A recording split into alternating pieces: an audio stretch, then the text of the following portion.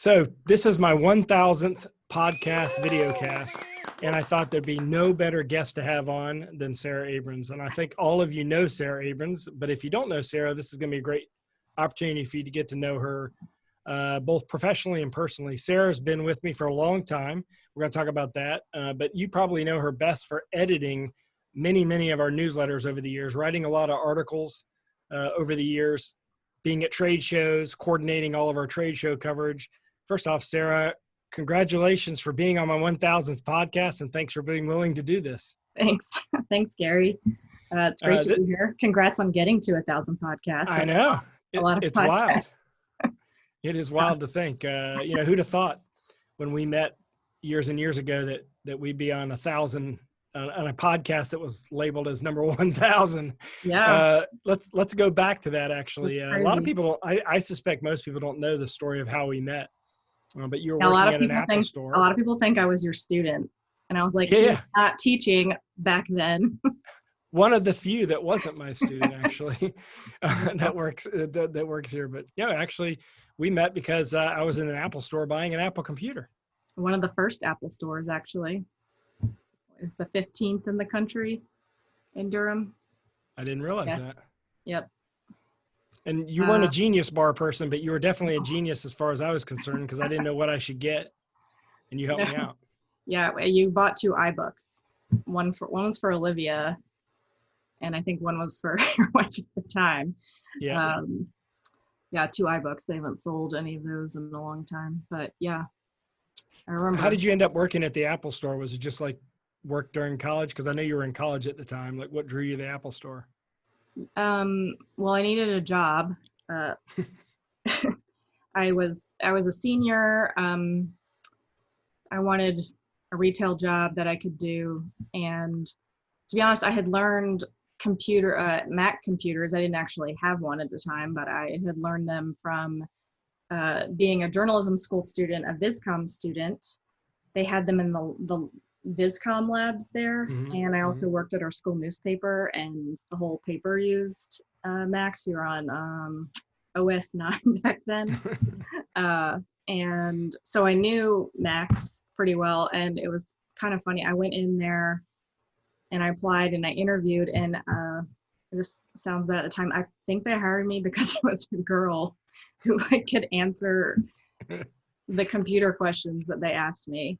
I remember interviewing in the back of the store with the manager, and he asked me a question about which computer I'd recommend in a scenario to a customer. And the answer was also an iBook, but they only had, a couple different computers at the time. Yeah. I guess I still don't have that many different SKUs. It was, for a retail job, it was actually pretty good. I'd done a couple other retail jobs. At the time, Mac was still a lot more esoteric. Yeah, it was, but the worst thing about working there was you still had all these people who would come into the store who were positive they knew way more about Apple than you possibly could, and they would come in and try to challenge you and prove they knew more than you. And I was like, that's great, you know more than me, congrats. But I mean, hope I wasn't one of those guys. Yeah, it was a really well-paying job even back then, and this is insane, but they gave quarterly bonuses if the store made certain sales goals, even to part-time employees. And there was a sales goal for computers and a sales goal for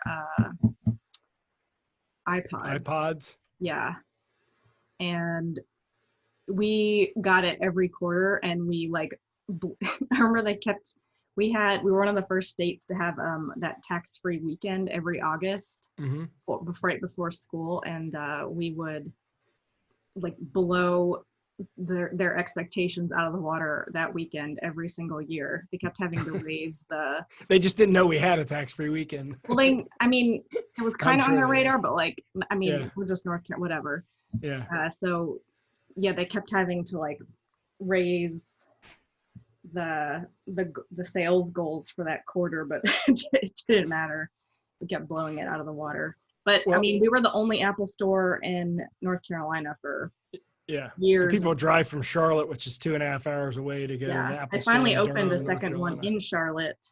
Yeah. That was, I think, the second one, not Raleigh. So when I met you, this was, what year was this? 2005, something It like was that? 2003, December. 2003. It was right before, it was, yeah, you were buying it for Christmas. So it was December 2003. Yeah. So see, that's actually the year that we started rAVe Pro AV. Maybe you probably know off the top of your head the other newsletters we had going at that time, but I think we rAVe just started Pro was rAVe the Pro first AV. one. Yeah. So when I actually came there, I think you started rAVe Home that spring. Mm-hmm. The rAVe Home and rAVe Pro existed, but that was it. Yeah, I was and there we actually had a different editor at the time, Denise, yes, who since unfortunately has passed away. And but so when you came to work for rAVe at the time, which at the time was called K Consulting, and the product was the publication. Yeah, I really rAVe. worked for K Consulting. Yeah, because I had several other jobs. Yeah, I was going to say, tell them about what you did when you came to, not just your other jobs, but what you did at rAVe when you, or K Consulting, when you came to work for us. Yeah. That's a good question. Well, my title was, well, you should tell them about your hiring philosophy. You just like find people that you like and you hire them. When you were at Extron, you used to go hire people from Disney. Mm-hmm. And the Gap. Old Navy. I think that's a good story, a good hiring story that's funny. But I didn't have a super clearly defined job. Over the first month I was there, I didn't know what I was supposed to be doing really. Well, when I was an intern, I had the very first thing I did when I got there, this is hilarious. You assumed that because I worked at the Apple store that I was a graphic designer, which I was definitely not. I was a photojournalism major, so I knew photography, and I'd taken one graphic design class, but I didn't really think of myself as a designer. But the very first thing I did, hopefully it's okay to say this, but I don't know if everyone knows here, but that you and Jody, your partner at the time, started DVI Gear. Mm-hmm. DVI Gear we shared an office with, and the very first thing I did was design a booth for you to go to ISE, the first one. Yeah, because I started, and it was probably one of those things where you decided like 2 weeks before the show to go to Geneva, and you had a 10 by 10, and we ordered just like pop-up trade show things from like a company in Raleigh, one of the ones that. Yep. And yeah, I designed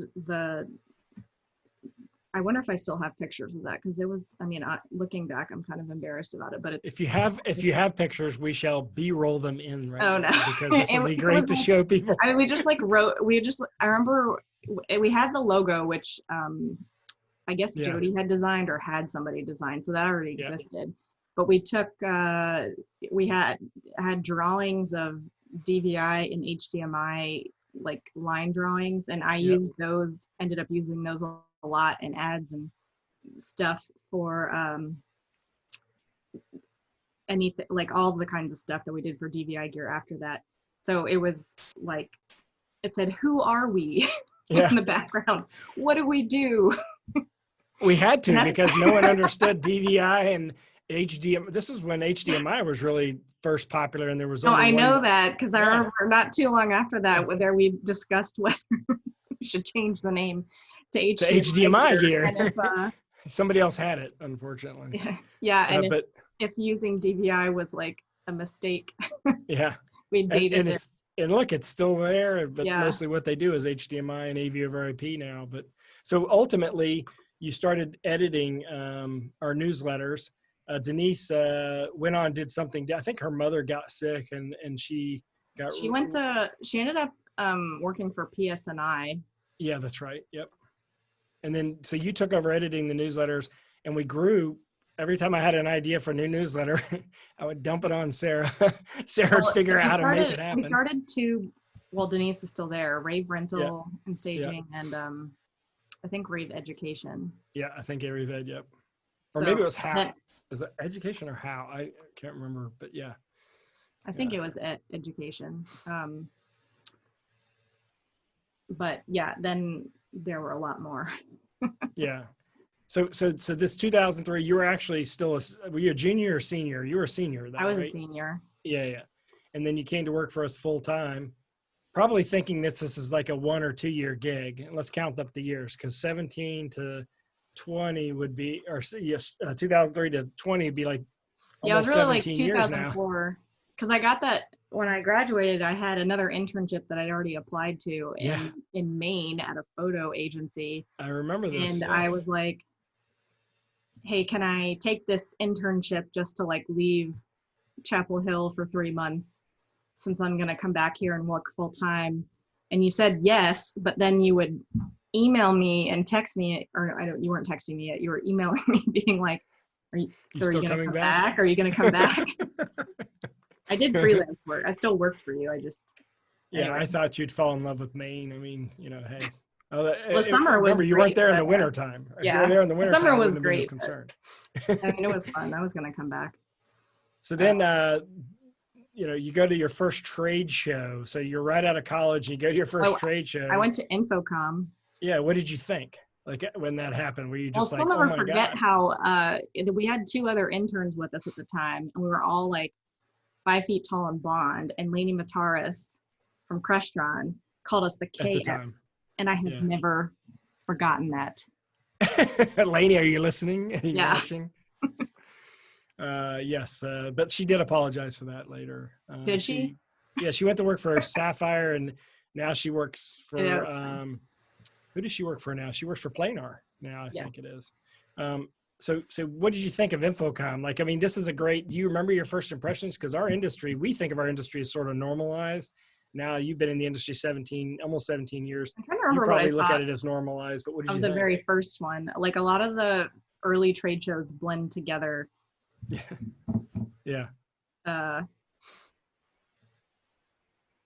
There weren't a whole lot of women. There were not a lot of women. Yeah. I remember you pointing that out. Yeah. There were not a lot of women. The sexism was definitely like way more explicit. Yeah. Like, the booth babes were way worse, way more skimpily dressed, and like people are just like, this is what happens. Well, the content they put on projectors too was over the top. Yeah, I mean, so many Victoria's Secret fashion shows and like tours of the Playboy Mansion, and I was like, these skin tones really showing off your projectors? Like, it's all the same thing. Not exactly vibrant, materials. Yeah. Now you see 4K shots in the Amazon rainforest and stuff like that. It has evolved. Mm-hmm. So, well, now people get called out for, having a gyrating robot. And I think back to that looks like a woman. Yeah. Like, people used to hire like off-duty Las Vegas strippers to wear next to nothing. I'll never forget that one. I don't remember the company. It's probably not in business anymore, but there was one company at an Infocom, or maybe even an NSCA, I don't know. It was an education-focused company and they had their women dress as Catholic schoolgirls, and they're female employees. And the men had to wear graduation robes, like the salespeople, like everyone in the booth. And then they hired to booth babes, like who I think were Las Vegas stripper types, like to wear next to nothing, like in schoolgirl outfits, and they were signing headshots. So why did you stay in the industry after going to a show and seeing all that? Why are you still here? Well, I don't know. I mean, like, I guess that I wasn't deeply personally offended by that. I mean, the main problem with stuff like that, and also I was very young. Like, at the time, I didn't have, like, it didn't make me run away scared, but I also didn't have the maturity and the understanding or the guts to tell that company that, what I think now is, it's not a matter of offensiveness. It's a matter of that when you do things like that, you're communicating to women, you're not our audience. you don't belong here because this marketing is so clearly targeted at heterosexual men. And I cannot imagine working for a company that would have made me do that. That would have sent me flying out of the industry, as if someone had asked me to wear a Catholic schoolgirl uniform as like an employee just because we sold education-based products. I mean, so the black and purple t-shirts don't bother you as much, obviously. No, I mean, we do make you wear those. Yeah, when I remember, I still wear them, but when I went my first shows, I started wearing like pearl studs to make myself look older, because people thought, I mean, I just looked so young for so long. Yeah. And even now, I'm grateful for this. I'm 37. People like, maybe I'm kidding myself, but people like can't tell me apart from our 22-year-old interns, not that much. They'll be like, That's oh, true. you shot They my often say videos that. last year. And I was like, that wasn't me. But thanks for confusing me with a 22-year-old. So Don't that's mind not so too bad. much. Yeah, no. Yeah, so I mean, stuff still happens, and it's, but I think back on how much worse it was. So it has come a long way, but I also, and we've had some tough issues with that. You may recall back at ISE, I don't know, maybe not even 10 years ago, there was a tweet that went out from one of the fellow publications based in Europe that he actually took a picture, or maybe took one of our pictures, or took a picture himself of all the women we have had working in the booth at ISE. And we were there at like 9 or 10 at night, and all of a sudden we see a tweet go out. I can't remember exactly what the tweet said, but I know that you rapidly responded to it. And he didn't apologize, but he backed off because I think a lot of people from the industry came after him. I can't remember that situation. Do you remember that? Yes, I do. I think generally a lot of people think that we hire the people that we do for trade shows to shoot videos. I mean, they tend to be, a lot of them are women, and I think people think we hire young, attractive women because of that, when in reality, it's because we hire students from the journalism school at UNC, which is an overwhelmingly female population. Yeah, it's almost 65% women. Yeah. And I mean, to be honest, if you're 22 years old, like, you're attractive, like that's just how life works. So I mean, and like we hire guys when they apply if they're good. I'm the one who interviews and chooses them, or at least I was over the years. So yeah, they're not chosen based on their attractiveness, but I understand how it looks to other people, and it does rile me up when they have been treated inappropriately, because I remember, like I just told you the story of what it was like when I was young, and how I didn't have, I mean, some of them are way bolder than I was, but back then, when I think about how I was young and didn't have the courage to, I don't know, I don't want to say stand up for myself, but like I feel kind of embarrassed by not calling some of the more egregious behavior out, since it was so much more egregious back then. Yeah, and I think that it's hard to be embarrassed about your behavior when you're 22. Well, you also pointed out that like at that age, you don't know what is normalized or not. I think now that would not, college students coming out now would not stand for that. They're a lot more consciously aware, socially aware. They seem a lot more bold. I mean, that's just how far everything has come. Like now, back then there were not like I can remember an incident like 2 years ago when something not even that big of a deal happened, but Brock McGinnis like stood up for me in front of other people. But when I first started in the industry, like no man would have stood up for me like in front of other. Well, yeah, that's true. You would have.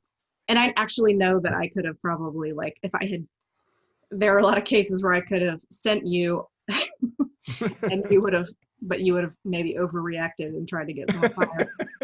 That's true. So I maybe didn't tell you everything, but I wouldn't have expected someone I knew as an acquaintance to challenge someone that they had a long relationship with, and it would have been very, very surprising for that to have happened back then. But Yeah. I've seen many men in the industry stand up and take issue with things. I mean, I saw a lot of men, like there was a big online argument over whether a gyrating robot was Yeah. appropriate at Yeah. ISC. This Just this past, past by the way, ISC, and 2019 ISC. I thought it was amusing, not because I thought it was appropriate, but just because when I think back about the stuff that nobody batted an eye at 15 Yeah. years ago, and here we have like tons of men like going online in front of their entire social media audiences, like calling out a company and talking about how denigrating it is, which is great. And Well, to but kind of it's give you interesting. a perspective, I know you've heard this story before, give everyone a perspective on going even further back to when I first got in the industry. One of the first shows I ever went to was Photokina, Mhm. which was before ISE. In And I think I Germany. told you the story about the Siemens booth where they had a line of people waiting in line to finger paint naked women on the stage. Like it was in the No, I Siemens don't booth. actually think I Yes, you knew about literally would like finger painting, and I've got pictures of that from way back when. And it was, to think about that now, it's crazy. But let me change gears a little bit. So you come to work for us. Let's jump forward. We look at the evolution of the company. We were K Consulting. We were always doing marketing consulting. It's primarily me in the early days, that. Mhm. some Jody, and then we started. Not only did we start DVI Gear, which you were part of, we also started what became AVIQ, Mhm. which was at the time called AV Avenue. We sold Yeah. that to Infocom, or what is now called Avixa, and they've Yeah. since sold it on to Nube, I think. So we started that. We had DVI Gear, which we sold off. Then we evolved into a publication, exclusively doing publication work for, Mhm. I don't know, 10 years. And then we added the agency, and all along, like Sarah's been part of everything, planning the trade shows. I mean, top to bottom, planning events that we would go to, travel. I mean, she was travel coordinator. She was editor. Probably. Packing show equipment, designing booths. And of course, we've added people since the beginning. So all of us are doing a little less of that kind of stuff. But of all those things, I mean, now you're my partner. A lot of people may not know this, but you're my partner in the rAVe agency, which owns rAVe Pubs, also owns Launch. A lot of you may know Launch, LAVNCH, is our virtual event platform. Since Sarah's a partner in all this, of all those things we've done over the years, because we've done a lot of things together, what stands out in your mind is one of the things that got you most excited, or kind of got kind of really behind?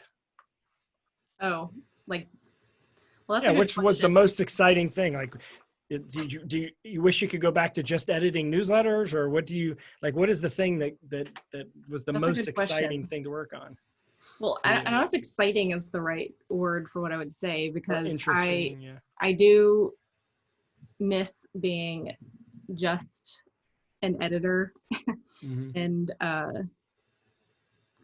and being able to read and learn stuff a Mm-hmm. lot. Um, it felt that was when I felt like the most connected to the industry, like I knew the technology the best. So that is probably the thing I felt like the most natural at. I also really liked anything where I got to research and write stuff, which was also some consulting projects we did, some copywriting I've done and things like that. But You've done some white paper work recently that's yeah, pretty awesome. I don't know that we're allowed to talk about some of it, obviously, is on behalf of the client, but that's yeah, enabled you to learn a lot about segments of the industry. You did a big digital signage report yeah, that on was the very digital out of substantial. home. Yeah, Yeah. that one was public. Um, in terms of excitement, I guess like planning Infocom is satisfying and Mm-hmm. exciting because it's like a really big project that you plan with a beginning, middle, and end with a large staff role for us, uh, and a lot of different facets to it. Travel, media coverage, the game, like a budget we have to manage. So that's, in terms of excitement, that's been fun. I mean, launch was exciting, but that was also A very, lot of work. that A was, lot of work. that was I mean, that was just like a very stressful time for the entire universe. So Yeah, that's at the beginning of, what launches now, what was originally intended to be, have become kind of morphed into two different things. And of course, launch has gone global. We have our first global event in Europe. I wish I could be in Europe for the event. Both of us love the ISE show. Of all the places you've traveled, I mean, one nice thing about this job is you've been able to go some really cool places: Australia, Europe, a bunch of different places in Europe. You and I were both in last year at this time, or close to this time, we were in Munich, Germany, for the DSS show. What's been the place that you've liked the most? What place did you like traveling the most? That is a good question. I went to Barcelona in the summer for the ISE announcement, and I mean, Barcelona is beautiful in the summer. I don't know what it'll be like in February. Well, probably warmer than Amsterdam. I have a strong attachment to Amsterdam because there's no other international city that I've gone to that many years in a row, every single year. So it feels almost like an international home. I know it well. I have restaurants I go back to every year and stuff. And now I'm like, well, when will I go back to Amsterdam? I don't know. Yeah. Maybe in the summertime. Sometime. Yeah, maybe sometime I'll see the tulips. Maybe one day. I don't know. Not frozen, not packaged tulips is what you're talking about there. Yes. Yeah. Yeah, I kind of agree with you. I love Amsterdam, as you know. I was there for a long time when we opened up the Extron office over there. But we've gone back. I don't know. We've done, I guess, 17 years of ISEs, 16 years of ISEs, and a couple of them have been in other places, but most of them have been in Amsterdam. So you and I actually share something personally in common. We're both adopted, which I think, which has definitely. The older I get, the more I realize that is affected. That's not what I expected you to say, right? Good. That wasn't a good transition. No, I mean, it's fine. It was just, it's fine. It's not like a secret or anything. Yeah, no. I mean, but a lot of people don't know. Neither one of us hide it. It's just, but the older I get, the more I realize it has affected, some of the decisions that I make, or sort of the personality traits. And when I hear with people talk about things like that, but so. A little bit about your background. You grew up most of your life in Maryland, right? Yes. Yeah. Yes. Until I mean, in high school we moved to North Carolina, but I grew up mostly in Maryland. Yes. And in North Carolina, you lived in Wilmington, right? Mm-hmm. Yeah. And then that's how you became a Carolina fan and came to Carolina. Like, what made you decide to come to Chapel Hill to college? Oh, well, I mean, I guess when we moved to North Carolina, my dad was like, "Dad, we're in a state that has really good public schools. If you want me to pay for college, or he was like, here's a place you could go with assistance. If not, you can expect to take out student loans." So that made it a fairly easy choice. So I applied early decision to Carolina, especially since, I mean, I wasn't super sure what I wanted to do. I came in thinking I wanted to go to vet school. Like most of people come into UNC thinking they want to go to medical school or something like that. Yeah. So I was basically one of those people, except I thought I wanted to go to vet school. And I changed my major a million times. Like a lot of people, I changed back and forth, between biology, philosophy, and journalism, between those three, several times, like rotating around. So. And what would you have done if you'd have been a philosophy major, you think? I just like the philosophy courses. I don't know. Oh, okay. Yeah. I don't know what I was thinking. I probably was listening to the people who said that your undergraduate degree doesn't matter. Yeah. Yeah. So I never wanted to go to law school, so I don't know what I thought I was going to do with it. So that's where you and I differ. You got in on early decision. I got in right before the school year started. I barely got into Carolina. You got in as early. Were you on a wait list? Multiple wait lists. I was on the first, the second, and got in on the third round. I literally got my acceptance letter right after my birthday, which is May 22nd. So it was, sometime at the end of May, beginning of June. I don't remember the exact date. My dad certainly has it somewhere in his files. But so Chapel, and for those that haven't been, rAVe is based in Chapel Hill, North Carolina. We're literally a mile and a half away from campus. There's actually campus buildings surrounding us here, off-campus buildings, I should say, surrounding us. The building behind our office space, Sarah's at home, I'm at the office space because I literally live next door, is the UNC's golf course, which also has UNC's track and field program on the side of the golf course. So we're literally in a college town. If you haven't been here, it is truly a college town. If UNC didn't exist, pretty much there'd be nothing else going on here. But when you think back to your college experience, if you, obviously you had great friendships. I know that you still keep up with a lot of your friends back there. I'm curious if there was sort of one pivotal moment that you think where you just decided, like, that solidified your deciding to be a journalism major, or where you decided, I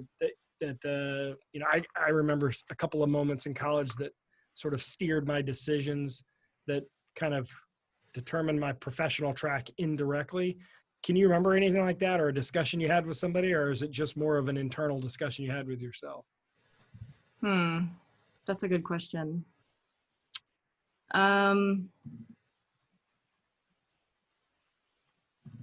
Well, I always liked photography, and the summer after my freshman year was the only summer I went home. So I went home to Wilmington, and I took an arts photography class that summer at the community college. So I took, like an arts photography class with film cameras, where you developed in a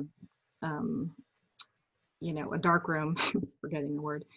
And then back when you did that. Yeah, I know. I mean, I actually think anyone who wants to be a photographer, like, that's it's a useful way to learn first, because it's just a different way of being a photographer to, like, not be able to immediately look at what you're shooting.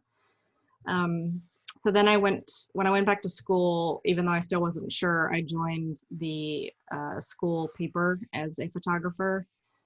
And then as an assistant photo editor, and I started taking classes in the journalism school. And I actually finished both the multimedia and the photojournalism tracks. And I don't know, it just kind of, like, I liked the journalism degree. And one thing I really appreciate about the journalism degree at UNC is that, at least if you're on the editorial side, which I was, even if you're a viscom major, you have to take a lot of the writing and editing courses. So I feel like I got a pretty well-rounded, useful journalism degree. Like, news writing was probably one of the most valuable courses that I took at Carolina, because it taught me how to be a more concise writer, which is not one of my strong points. I can be very, long-winded in writing and in speaking. But it taught me the value of writing, like, using smaller words, writing shorter sentences, and not being, like, if you haven't learned why you should do that, a lot of people think, oh, using a bigger word makes me sound smarter, is better. But that is just not the case. There's a really good argument to be made to use smaller, easier to understand words. And journalism principles teach that to people, but I think it's applicable to almost everything. I mean, if you're writing academic language, that's one thing, but when you're telling stories, when you're writing for journalism reasons, most times you should save those larger words for when you really need them, or it's really the only thing that fits. A lot of people use them too often, sometimes incorrectly. I don't know. I kind of went. By the way, in defense of me, you were a multimedia major. What the hell would that be if it wasn't graphic design in 2003? So that, in defense of what I was thinking when I hired you, but one thing that everyone should know is Sarah and I will go to the same places. Like we go to Australia for a show. We go to the same places. I have my phone camera. She has her phone camera. We take almost the same photos, and her photos turn out like significantly better than mine. Like it's almost like we were at different places at different times. I think that's You have a gift for photography that I think that is something that I think as you get older you'll probably explore more, because when you go on vacations, you go on trips, you take some amazing photos, and I think you have a gift of the eye of being able to see things that I think regular people, certainly me, don't see. So that degree paid off for you, and of course the multimedia and the journalism side certainly. So multimedia at UNC when I was there was basically learning Flash. So okay. And by the way, we're on Mac, and at that time, that's when Steve Jobs was still alive, and I remember him having a press conference saying that we are stripping Flash out of everything we do, and we're going to kill Flash because I don't like it. Do you remember that? Yeah. I didn't realize it was then. I remember that. Yes, happening. it was crazy. I didn't realize it was that early. We actually hired you before the iPhone. I remember you and I standing in line. Oh no, the first phone that you bought me for our company was a Palm Trio. Yeah, Trio, TRIO, which was a. No, it was EO. TREO. Yes, right. Yeah, you're right. So we were you and I were standing in line. I don't know if you remember this. I think it was, I guess, DSE or Infocom. It was Infocom. Leaving Infocom, standing in line at DSE, and I'm listening on my headphones to the announcement of the Apple iPhone. Do you remember this? And I was, as Steve Jobs was on stage, this is before you could do video, but somehow I was getting audio of the thing was being streamed. And Steve Jobs was talking about, and you and I were both like, this is crazy to get into they're a computer company. Why are they making phones? And I remember him making one comment. And I remember saying this to you as we were boarding. I'm pretty sure it was Southwest because we're standing up in those lines. And he made some comment like, this is why we're getting in the phone market. If we get 1% of the market within 1 year, we will be bigger total sales wise than we are as an entire computer company. Like that's how big the cell phone market was at the time. I don't know if you remember that discussion, but everything changed with the iPhone. I remember, go ahead. I mean, that's like kind of a trope in business for people to be like, if they can just get 1% of the market, yeah, like that's easy to do. But that is pretty crazy to get 1% of the cell phone market will be bigger than Apple Computer was at the time. Yeah. And they were called Apple Computer. Then they changed their name to Apple Incorporated. And of course, now they have 24% of the market, but Android still is much, much larger. We just haven't been able to find those people who are using them. Everyone, I don't think we've only hired one person, I think, that had an Android phone. And we basically shamed her into getting an iPhone, didn't we? I'm embarrassed to say. I think I gave her one of my old ones, actually. We were tired of seeing the green. Like, let's be honest. We were tired of the green bubble, right? Yeah, it was fine. I mean, people make different choices. I remember when I finally convinced my dad to buy an Apple computer, or he finally was convinced to buy an Apple computer, which was when he was still working down in Wilmington. And then he put Windows on it. It was like not too long after they added the Intel chip that allowed you to do it. And I was like, what? You and I actually have a story we share with each other, in that, as a rule, for those of you who are watching this and your parents are asking you advice on technology, as a rule of thumb, don't tell your parents we told you this. Don't tell them what to buy, because then you become the tech support department for whatever they buy, because they think I don't tell them what to buy. They don't listen to me when they tell them what to buy, but they still ask me. I convinced my parents to buy an iMac, and I became tech support for my parents for many years. Of course, Sarah was my tech support for many years, so I can only blame myself for that. And it's true, honestly. Sarah was tech support at our company. In the sense that if something happened technologically, she'd figure out how to fix it. In some cases, we've all done a little bit of everything. And it's been an honor to have you not only on the 1000th podcast, but to have you as a team member for so many years, I think it takes a special kind of person. Now, a couple of things you may not know. Number one, you've been working with me longer than any human on earth. Really? Yes, because I was only extra on 10 years, right? So I had all those Okay. people working for me that, I hired when I first started, but that's, maximum 9 years, right? In your case, that's almost 17 years. You'll be 17 years at the end of this year, or 17 by the middle of next year, full time. So that's one amazing feat. Those of you who see the Gary K persona on videos and on the stuff I write, she also has to deal with the personal stuff too. Number two, she's been amazingly loyal. She's always looked out for me, everyone here at the company. Number three, she's been the sort of voice of empathy in the company. Like Sara has an interesting perspective. Sara, you and I don't have the exact same, obviously, same political beliefs or sort of, we weren't raised the same way. Everyone is different, obviously. Mm-hmm. So you're in a lot of cases. I'll come into Sara, and I'll do this often actually, and I'll say, what do you think about this? And she'll give me a different perspective on it, whether it's a news article or it's an idea that we have in the industry. And I think that you've provided invaluable, not just a female perspective, but an empathetic perspective that I just would not have been able to provide. And number four, you've been a great friend. I mean, you just are a great person. I can't think of anyone else that I'd like to have as a partner other than you. And I want to thank you for being there all these years. And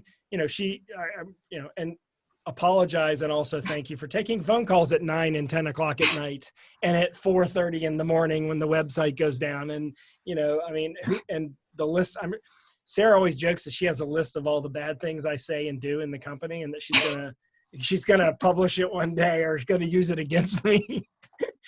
I'm sure she's got all those times and dates documented of times I've called her after hours. But this has been a great company, great experience. I mean, I couldn't have imagined we would come this far, and certainly together, this is pretty awesome. So thank you for being there, and thanks for everything that you do for the company, but also thanks for being a friend.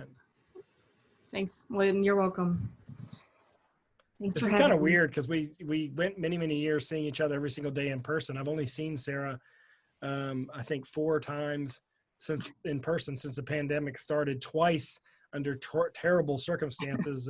We probably should mention that, probably the most favored person ever in our company was our accountant, also called our mom. And the voice of reason here at the company was Kelly Johnson. She passed away from COVID-19 a couple of weeks ago, and we were there in the hospital when she passed away, and we were there at her funeral, her burial. And those are the last 2 times we saw each other. Prior to that, we'd only seen each other, maybe once or twice since the pandemic started. So this has been a very unusual circumstance, not only for us personally, but also for the company. Yeah, it has been weird. Although seeing people on video conference this much, it doesn't feel like that many months. I don't know. Like when I saw people at the service, it didn't feel like it had been as long as it was. But we do have there's a while where we had weekly company meetings. Now we try to have them not weekly, but we do have, like Sara and I talk every day, obviously, and there's people that we talk to each other every day. But yeah, it doesn't seem quite as weird. I mean, I guess we should all say thanks to Zoom, thanks to Microsoft Teams, Blue Jeans, all of them for doing this. We're really impressed with how fast and all this is accelerated for the industry. And I think, there's some really good there's some good things coming out of all the bad that is happening right now. I think we're learning a lot. We're getting a lot more data. We're realizing the importance of cataloging and presenting data in a different way, not just from COVID, but also personally with our launch events. We just had a call yesterday. We talked about how important it is for us to provide a certain amount of data that is clearly defined for the sponsors and for the users.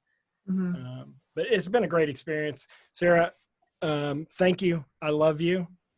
been a great friend and partner, and Is that the first time you've said I love you on a podcast? it definitely first time on a podcast, not the first time I said it to you, but you know how I feel. You're just amazing. Oh, she's the executor of my will. Okay, so you have somebody who is. Am I? You never actually. Didn't know if you actually went through with that. I asked you, and you said you were okay with it. Well, I didn't. Are you saying you're backing out now? No, I didn't know if you actually did it, because then I never. Did. Oh. Yes, I did do it. Yes, so that's how important she is to me. So, but like this, our 1000th podcast. If you want to go listen to the other 999, you can go to rAVepubs.com. Or you can go to the iTunes store. They're all there somewhere. I don't know exactly how to find them. Sarah could probably figure that out faster than me. Search for rants and raves. Yes. But also, we're at rAVepubs.com, therAVeagency.com. And if you ever want to talk to us, just call us. We'd love to hear from you. If you want to tell us about cool new stuff. But please try not to hire any booth babes. And if you do, try to be respectful about it. Right. And be nice to them and pay them well. Pay them well. Yes. Pay them well. So yes, this has been a special podcast, my 1000th podcast. I've been talking to Sara Abrons, who has not only is my partner now, but has also been with the company since 2003. So if you want to listen to this entire podcast, rewind it, listen to it, share it as much as you can, because I think a lot of people need to know who Sara is and what she's done for the industry. And, her story, I think, is probably very similar to a lot of the women who've come into our industry and what they've observed in our industry. And she's a wealth of knowledge for that kind of stuff. So connect with Sara on LinkedIn. Sara, is your LinkedIn /IN/ is it S Abrons or is it Sara Abrons? Sara Abrons. Sara Abrons. So SARAABRONS. Connect with her on LinkedIn, because she's got really cool things to say. She's not as active on LinkedIn as I am, but her perspective is always unique. Thanks, Gary. All right, thank you. Thanks for having me. Y'all have a great day. Thanks for joining me.